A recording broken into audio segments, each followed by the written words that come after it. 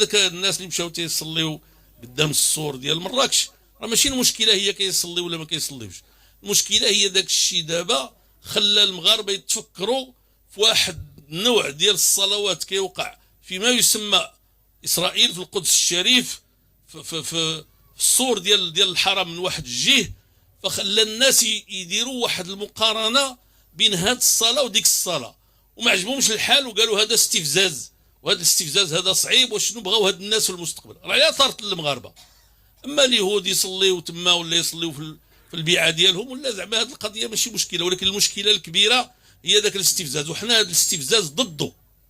كنقول لهم هذاك الشيء ما كانش معقول وما كانش خصو تسمح لهم بداك الشيء، كان خاص الدوله تقول لهم بغيتيو تصليو مرحبا بكم، ولكن صليو في البيعه ديالكم. البيعه هي البلاصه فين كيصلوا فيها اليهود، بحال اللي حنا عندنا الجامع وما عندهم البياع، فهمتيني ولا؟